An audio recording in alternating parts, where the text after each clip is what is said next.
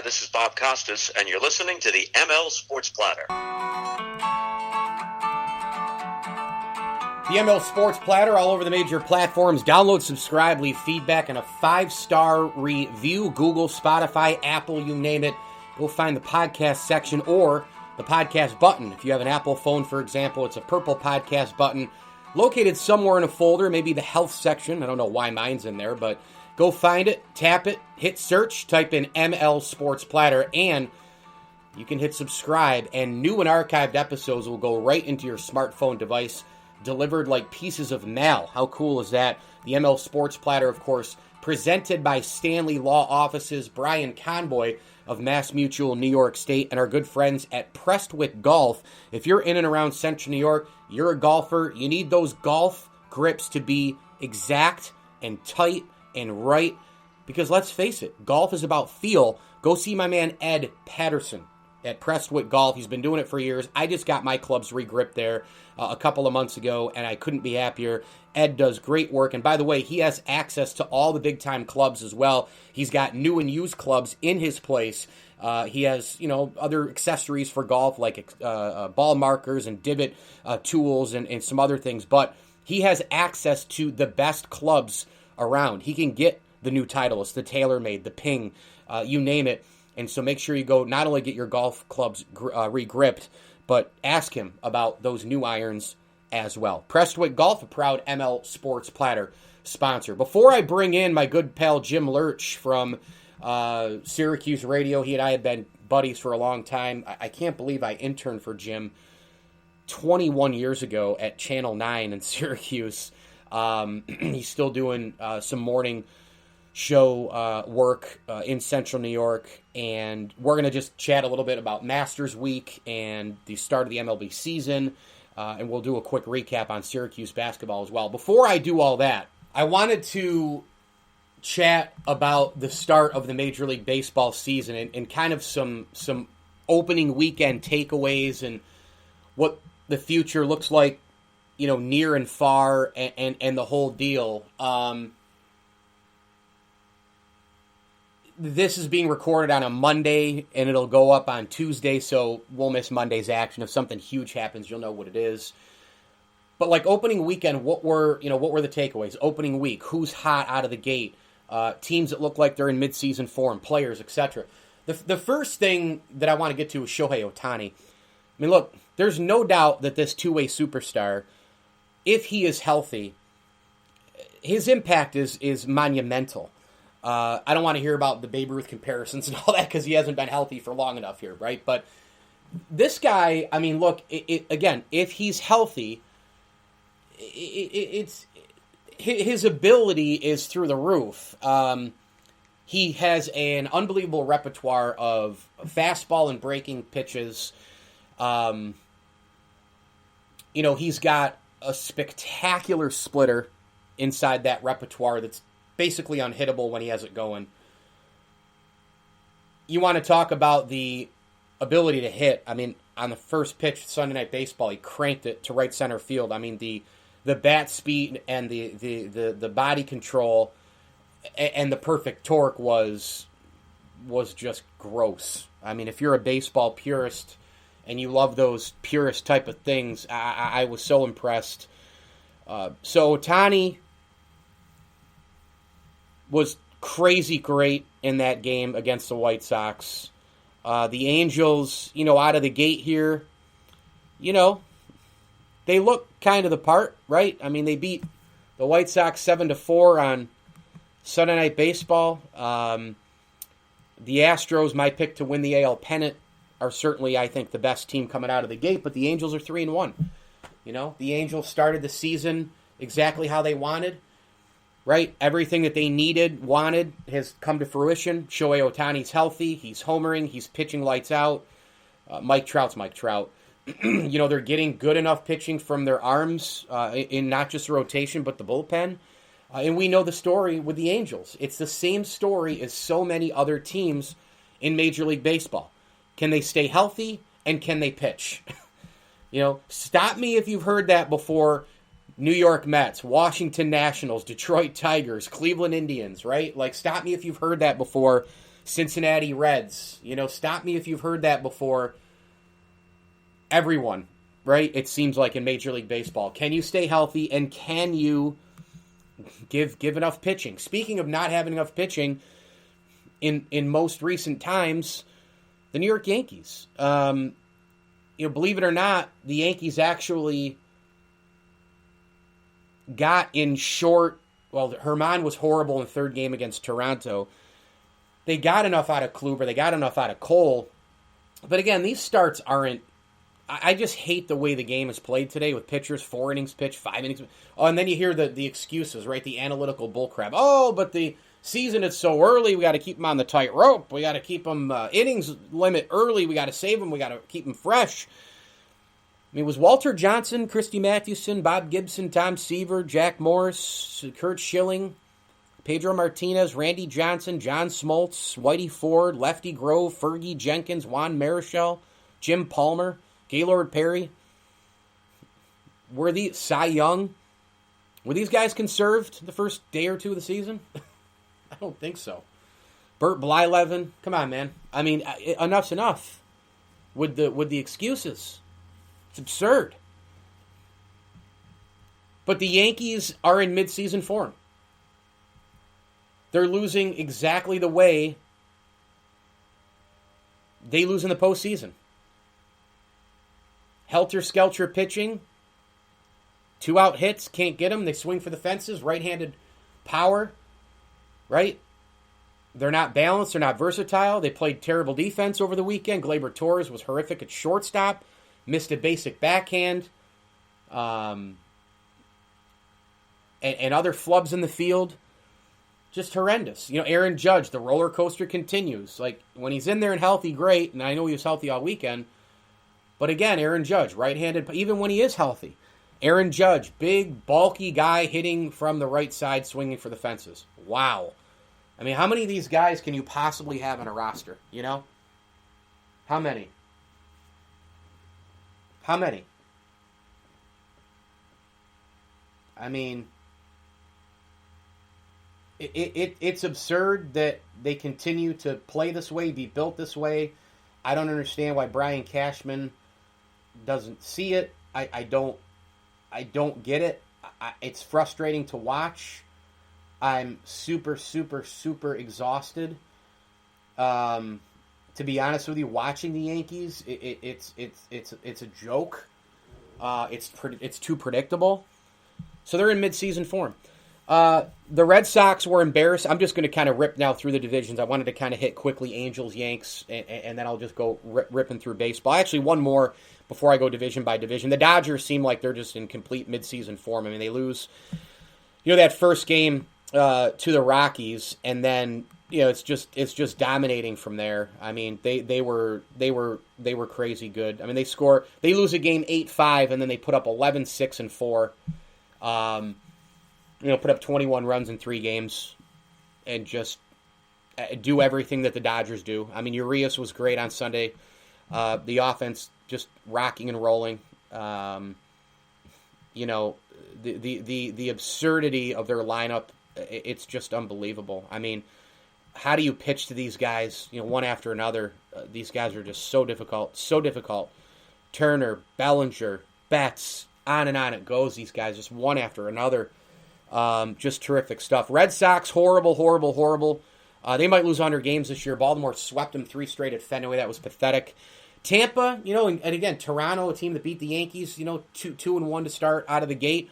The Rays just figure things out, and that's why I picked them to win a wild card despite losing Charlie Morton and Blake Snell in the trade to San Diego.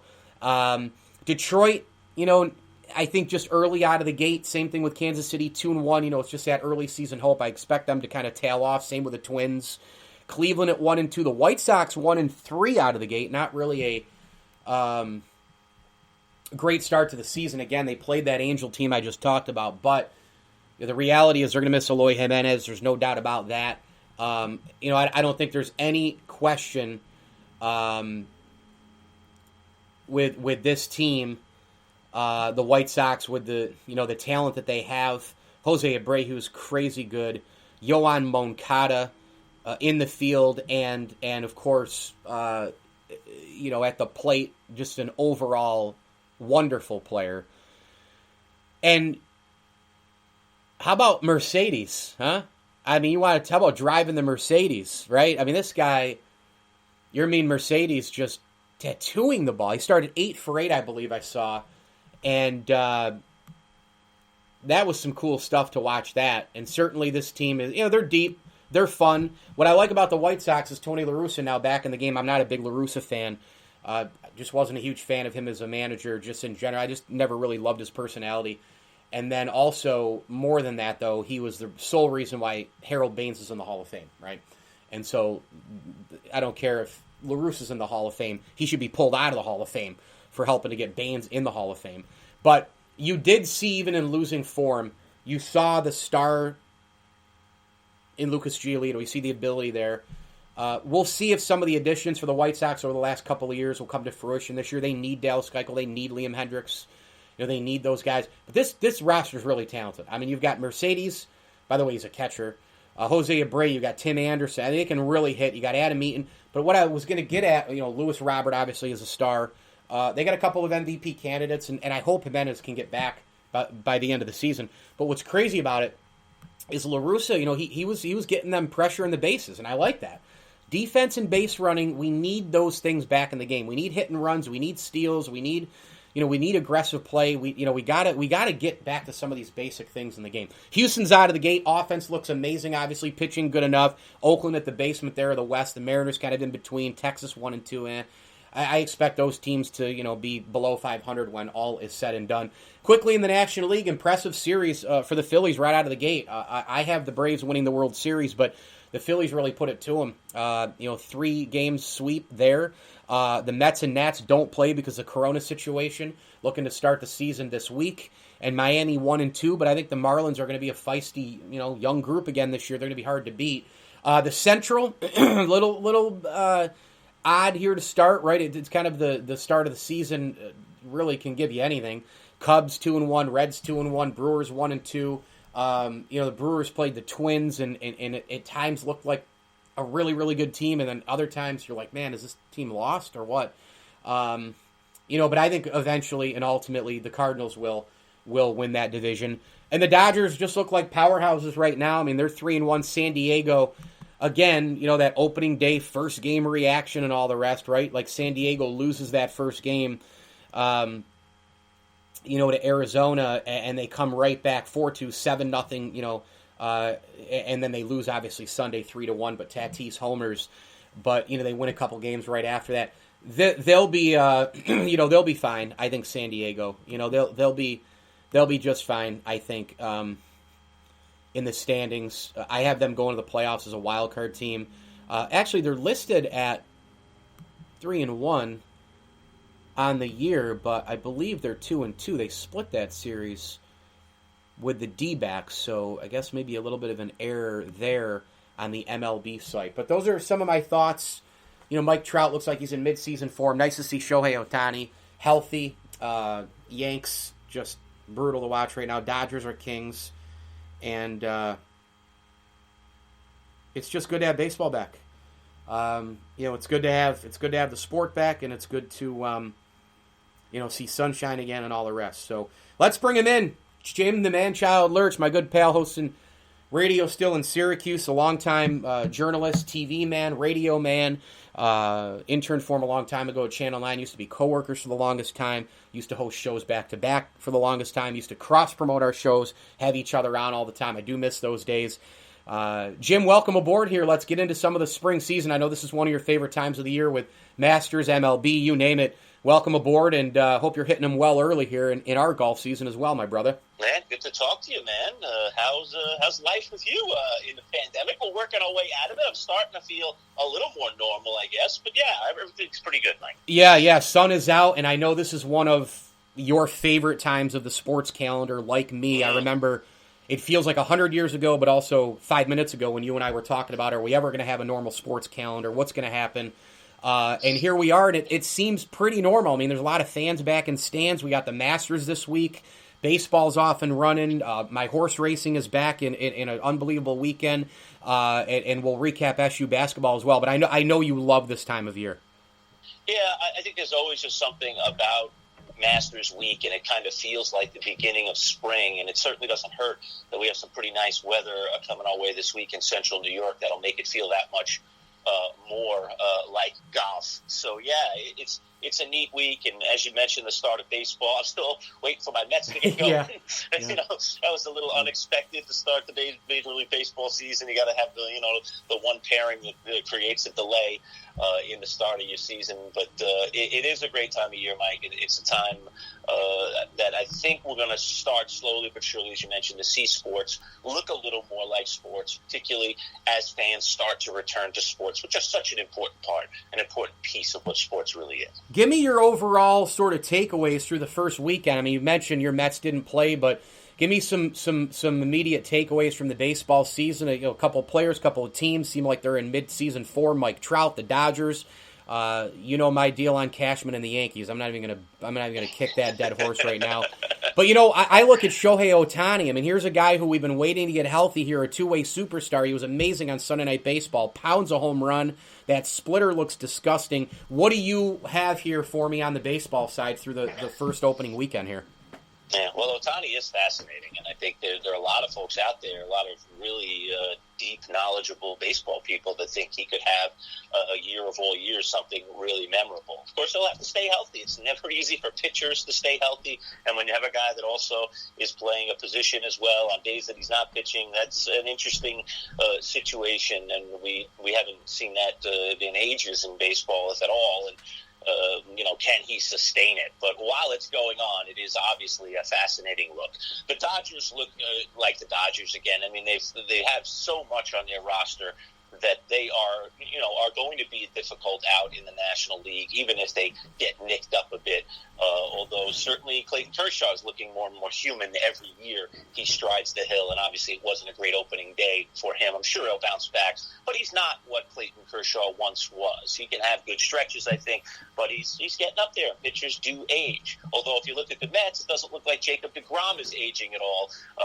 This guy had an unbelievable preseason. He's throwing the ball in the 98, 99 routine just as an average speed.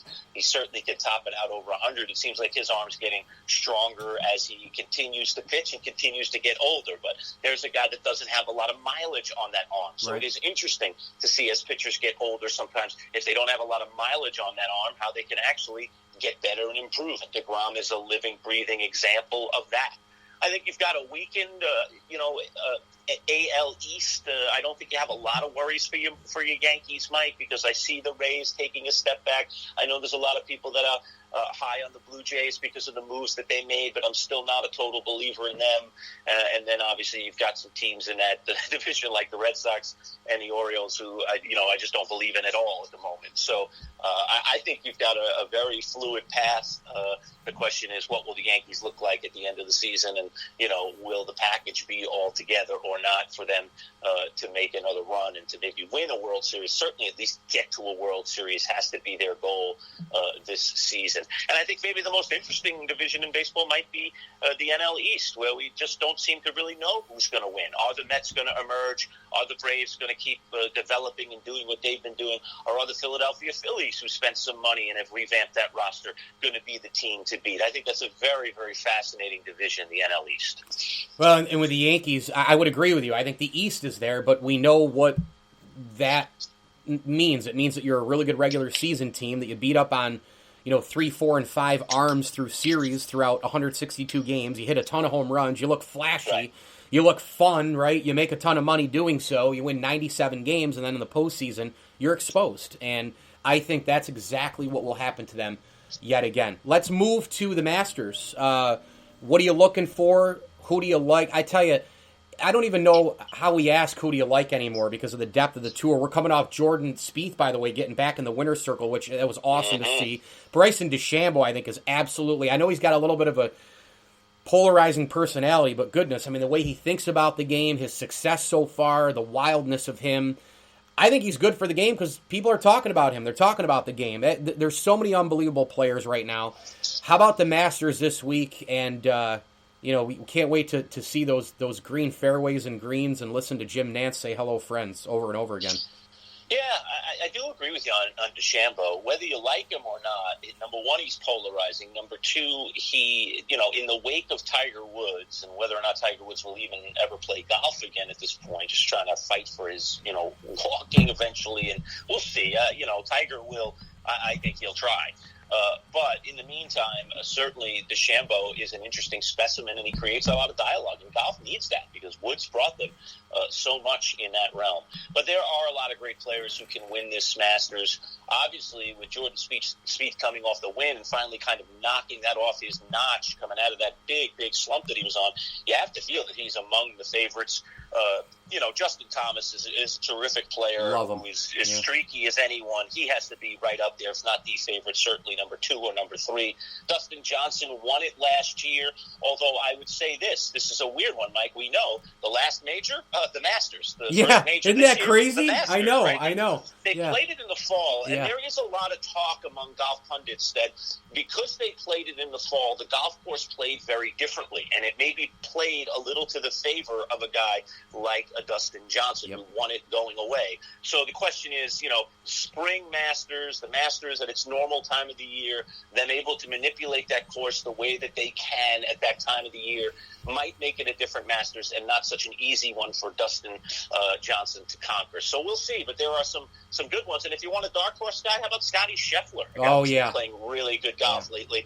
He's a guy that could be dangerous and has had modest success in the Masters. So you know what the Masters, Mike. Usually whoever wins it has at some point had some level of success. We don't usually see these guys come out of nowhere that have never had success there, or certainly guys that have never played in the tournament or have only played it once or twice. So I think you have to look for those guys that maybe have a little bit of a history, at least of finishing in the top 10, maybe even the top 5, before you start saying that guy's going to be a winner at Augusta.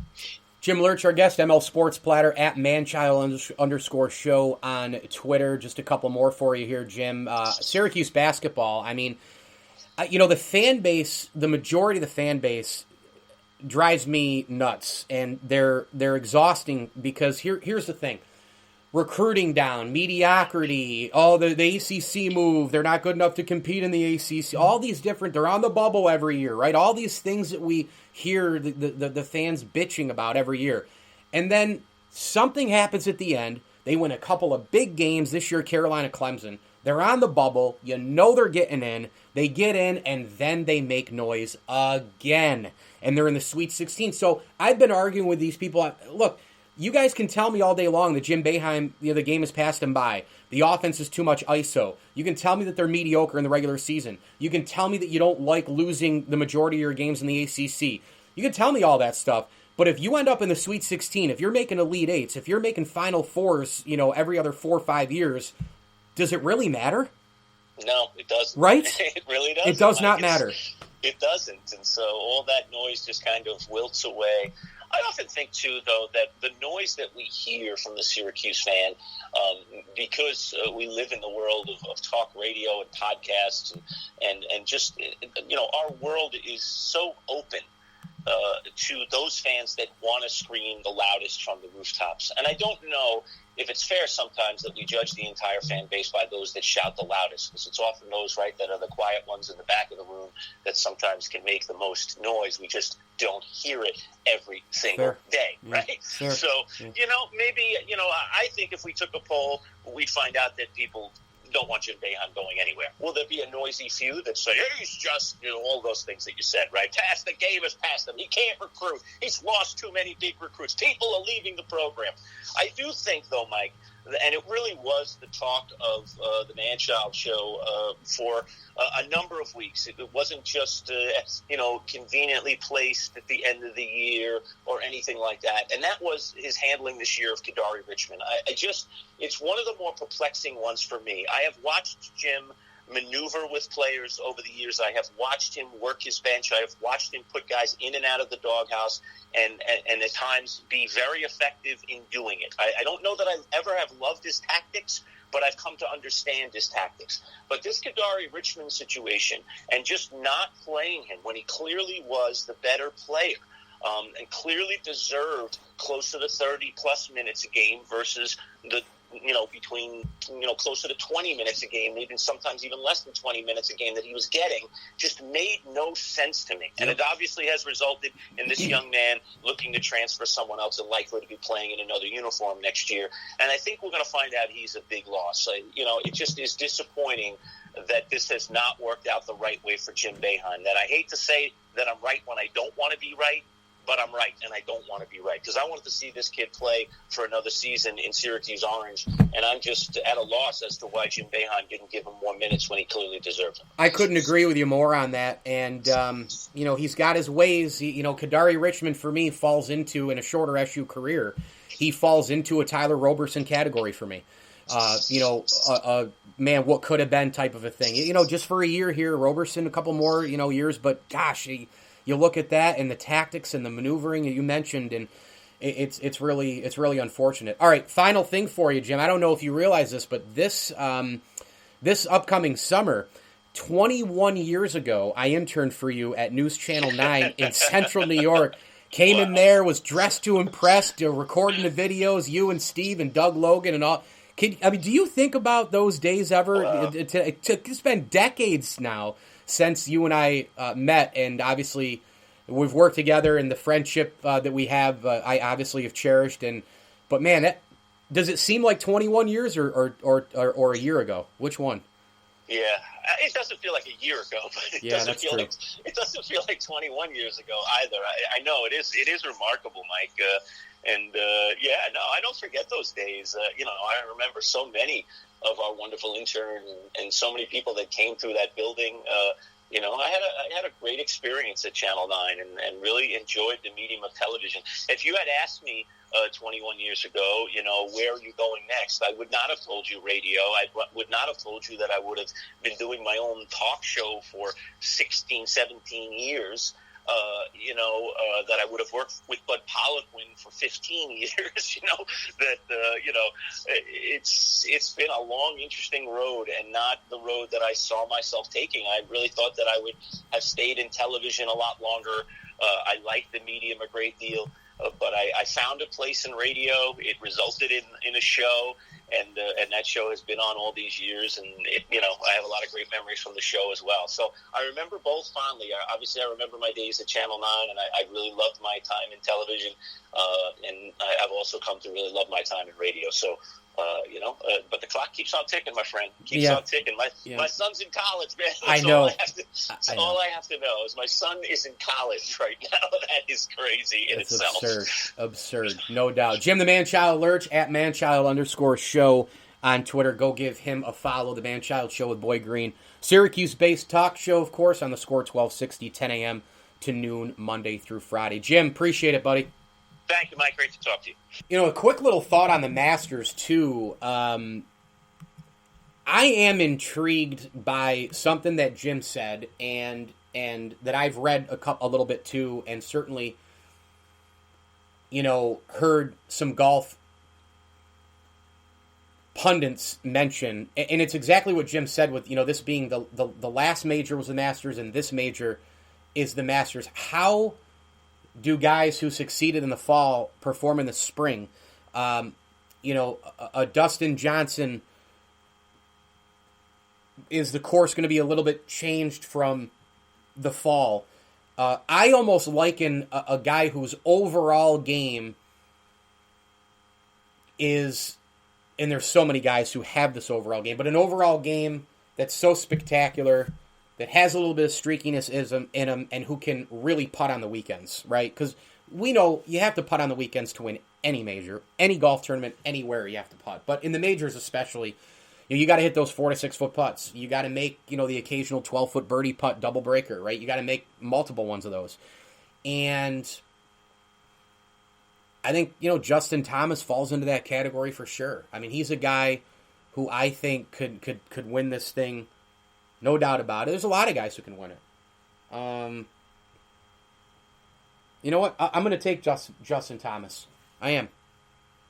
I mean, there's a lot of different players who are out there who can win.